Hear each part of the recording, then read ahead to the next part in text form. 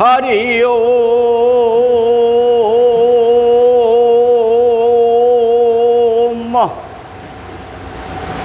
गंगे च यमुने चैव गोदावरी सरस्वती नर्मदे सिंधु कावेरी।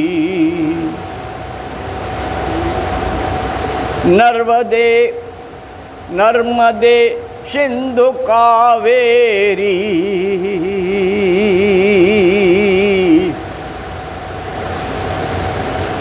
मातेश्वरी अमृत प्रदायिनी।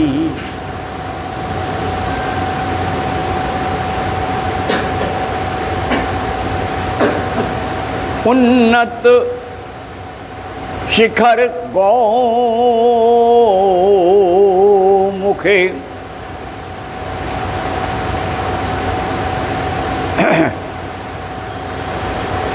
प्रवाहित जगदीश्वरी।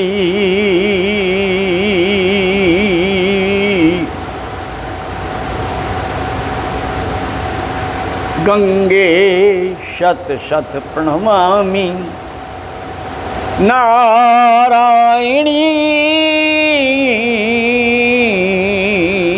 नमोस्तुते।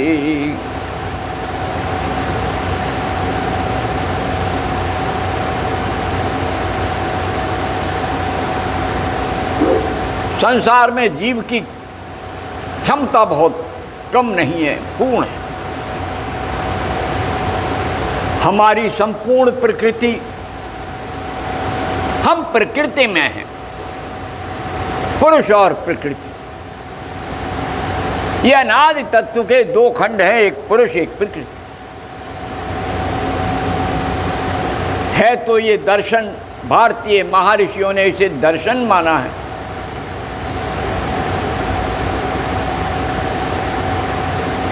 एक एक कण में परमात्मा की व्याप्ति का चिंतन किया है। कोई द्वैत में बह जाता है, कोई अद्वैत में बह जाता है, कोई सगुण में बह जाता है, कोई निर्गुण में बह जाता है। लेकिन प्रेम एक शाश्वत धारा है जो अविरल बह रही है, अविरल बह रही है, अविरल बहती थी, अविरल बहती रहेगी। संसार नष्ट हो सकता है,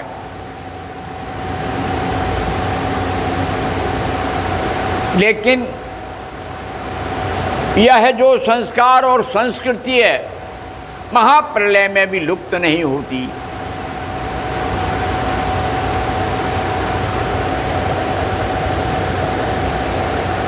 बट वृक्ष के पत्ते पर लेटा हुआ शिशु इसकी रक्षा करता है। बीज नष्ट नहीं होता। बट का बीज कहीं पेड़ में डाल दो, कोकर में डाल दो, पीपल का बीज कहीं कोकर में डाल दो, बड़ में डाल दो, फिर से पैदा हो जाता। ऐसे ये भारत ज्ञानरत रहा है, ना इसकी खोज कोई कर पाया, ना आगे भी करेगा। हाँ, विश्व के लोग अन्य अन्य स्थानों में भी प्राणी बसते ही हैं। कोई उसे पाताल लोक कहता है, कोई कुछ भी कह देता है, कोई अंधेरी दुनिया कह देता है, कोई उत्तरी दुनिया कह देता। लेकिन भारतीय संस्कृति की पूजा तो प्रकृति से होती है। प्रकृति और पुरुष दोनों आनंद ले रहे हैं। हमारा हिमालय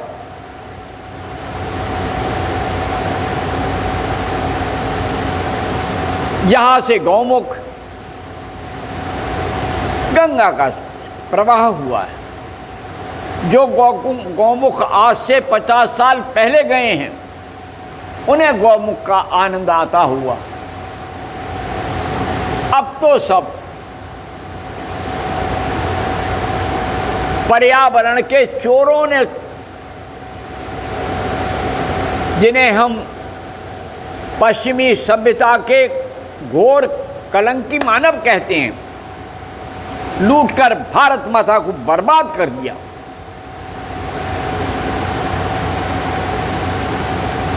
सब ले गए। हमारा ज्ञान है।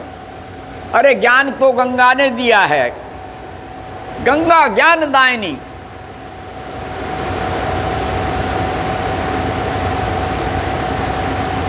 कण कण में हमारे यहां ईश्वर की परिकल्पना की गई है।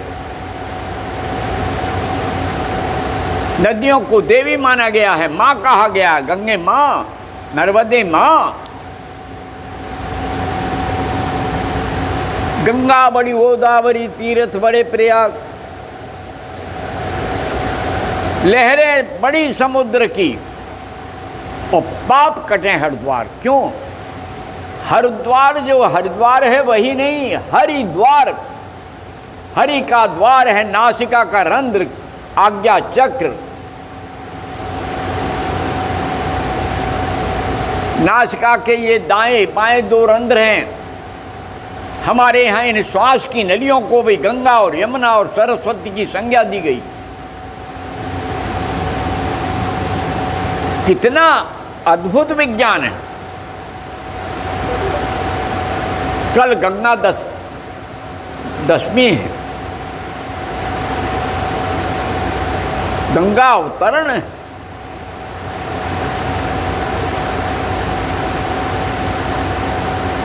गंगोदक कल ही प्रवाह का रूप है। लोग गंगा जयंती भी कहते हैं।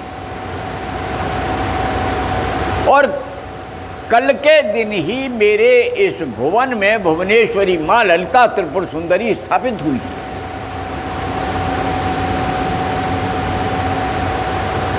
कल से उनकी साधनाएं शुरू हो जाएंगी। गंगा दशहरे के पावन पर्व पर पूर्व संध्या में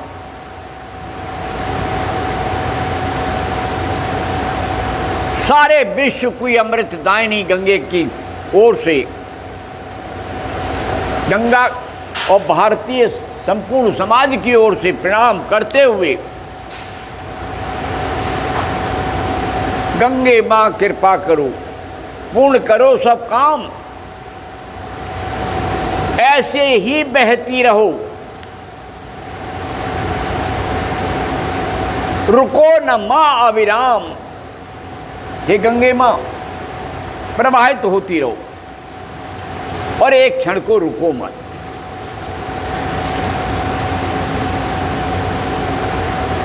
हमारा हिमालय नहीं होगा तो सागर भी नहीं होगा, और सागर नहीं होगा तो हिमालय भी नहीं होगा। सब एक दूसरे पर प्रकृति के साधन हैं। तालाब सूख गए साहब, हमारे यहाँ पानी नहीं है। यमुना नदी का पानी नहीं मिला, कहाँ से मिल जाएगा तुम्हें? गाड़ियां धो लो,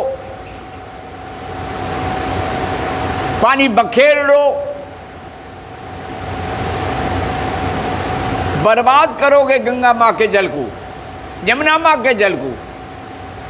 सारा मैला उठा करके अपने घर का नदियों में बहा दोगे तो नदियां तुम्हें क्षमा नहीं करेंगी, उथली हो जाएंगी। करोड़ों लोग आजीविका कमा रहे हैं गंगा, यमुना, सरस्वती, नर्मदा, कावेरी, इन सब। लेकिन ये राजनीतिक उनके पेट पर लात मार रहे हैं। देश के टुकड़े टुकड़े करने की गंगा के क्षेत्र में भी व्यवस्था है। एक दूसरे की झूठी आलोचना, इकट्ठे हो जाएंगे, 10 बदमाश इकट्ठे हो जाएंगे और हल्ला करेंगे। साधनों का दोहन का अधिकार तुम्हारा ही नहीं है, गंगा माँ का भी है। इसलिए कल दशहरा के पावन पर्व पर, अरे राजनीतिज्ञों, अपनी अंधी आंखों को से पट्टी हटा लो। अपने मन मस्तिष्क को ठीक कर लो कि जल के स्रोतों पर राजनीति मत करो, जल का सही ढंग से उपयोग करो। अरे ये निर्मल जल जो मेरे देश में है वो कहीं और नहीं था। बचपन में दशहरे के दिन हम गंगा नहाने जाते थे, ऐसी लू नहीं चलती। हमने देखा है, बड़ा आनंद आता।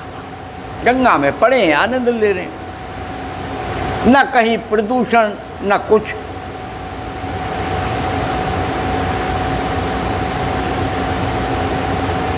प्रत्येक दल से निवेदन है कि गंगा को, यमुना को, सरस्वती को, तीर्थों को राजनीति का अड्डा मत बनाओ।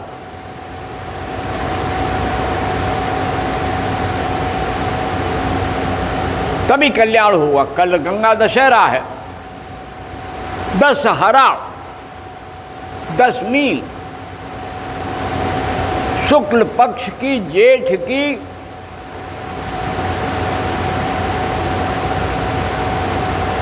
की तपा गर्मी, ये तपस्वियों का महीना है।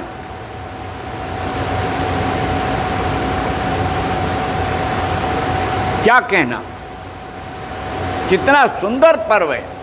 एकादशी आएगी और हमारी संस्कृति कहती है, अरे जिस दिन सबसे ज़्यादा ताप हो उस दिन जल पीकर क्या करोगे, जल का त्याग करो। और हम जल बिखेर रहे हैं। अरे जो समाज को दिशा निर्देश देती है कि जल को बिखेरो मत, जल को पीने में भी नियंत्रण सीखो। अगर नहीं हुआ तो कैसे जियोगे। हमारे यहाँ तो गंगा और यमुना योग में तो दाएं बाएं स्वरों में बहती है। तो जब दाएं और बाएं स्वर का ज्ञान होगा तो शीतलता तो अपने आप आ जाएगी। और हम प्राणायाम के माध्यम से स्वयं प्राण लेंगे, गंगा यमुना का रस पिएंगे, अमृत पिएंगे और समाज को एक समता की, सरस्वती की विशेषता देंगे, उसे लुप्त नहीं होने देंगे। हमारे कर्मों से ही तो सरस्वती लुप्त हुई है, नहीं कहाँ होती, क्यों होती? क्यों क्या हमने उसे लुप्त करने का प्रयास किया। अब तो जाग जाओ, कल दशहरा है,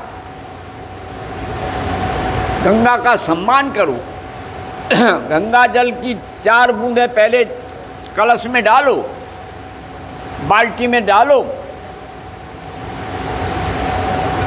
उस पात्र में डालो जिससे स्नान करोगे, और उसके बाद जो निर्मल और जल है उसको डाल लो, तो गंगा जल हो गया। करते क्या है, बाल्टी भर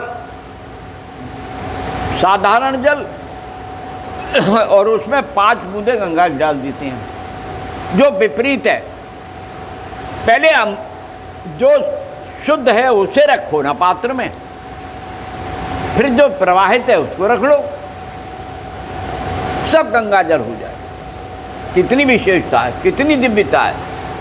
आचमन में हमारे यहाँ तर्जनी को हटाकर 3 के बीच में जो गौमुख बनता है, हाथ हथेली के मध्य में, वहाँ जल रखा जाता है आचमन करने के लिए। करांजलि नहीं ली जाती है कि पूरा भर के रख लिया हो। और अगर जल अर्पण भी किया जाता है सूर्य को, तो अंजलि में लेकर जब दिया जाता है तभी तो पतंजलि होगा। जब हम जल को लेके सूर्य को अपने दोनों हाथों से समर्पण करेंगे तो उसमें ऊर्जा बनेगी, हमारे नेत्रों की ज्योत बनेगी और गंगा का प्रवाह होगा।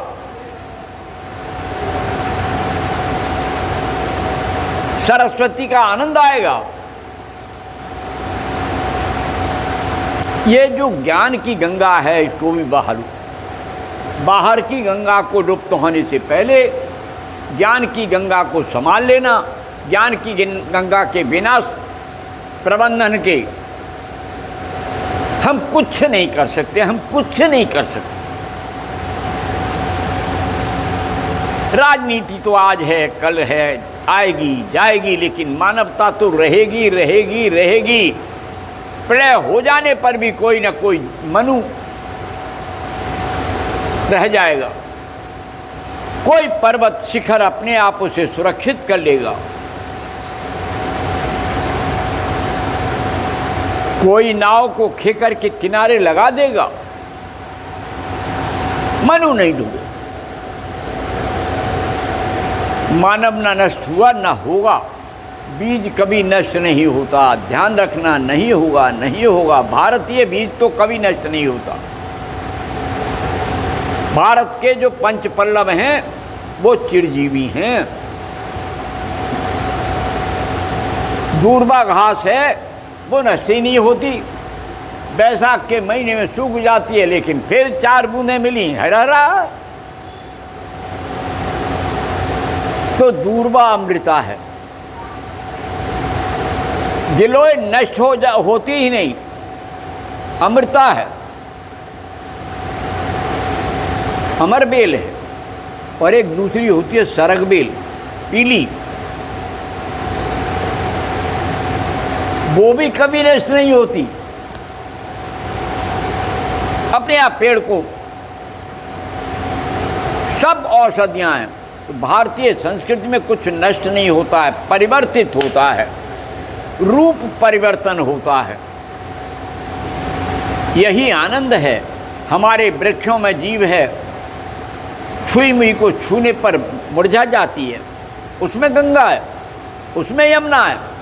तो अगर हम गंगा को अपवित्र करेंगे, स्पर्श की संकेत देती है।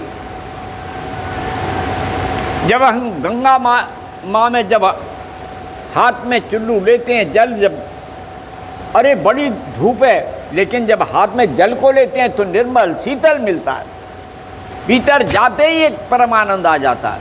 क्यों? इसलिए फिर भी आज कल अपने अपने घर में गंगा का अर्चन पूजन करें, माँ को प्रणाम करें। गंगा सबके घर में निर्मलता दे, पवित्रता दे, हमारे भारत में शाश्वत चिंतन दे, मानव में मानवता का प्रेम पैदा करे, जाति धर्म इन सब से ऊपर उठकर संपूर्ण संस्कृति मानवता की धारा में बह जाए, खंडों में ना बहे। मानव सदा मानव रहे और प्रेम पारावार। जीव जंतुओं में भी मानवीय अंश है, इसलिए उनकी हत्या का भी अधिकार हमें नहीं है। जो वृक्षों को काटता है उससे ज़्यादा पापी तो संसार में कोई है ही नहीं। ये समझ नहीं। वृक्ष लगाओ तो पर्यावरण का नाम लेने वालों, दूसरे के आवरण को ढकने वालों, अपना आवरण ढक लो, तुम्हारा शरीर ढक जाएगा। यही गंगा दशहरा पर संदेश है। जागो, उठो और परमात्मा का चिंतन करो। कल सवेरे गंगा का आवाहन करो, निर्मल जल से नहाओ और सारे दिन अपना काम करो। बोलो सद्गुरुनाथ महाराज की जय, भगवान राम के परमहंस की जय, गुरुदेव भारती जी की जय, सब संतों की जय। ओम शांति शांति शांति। जय माँ गंगे, जय माँ गंगे, जय माँ।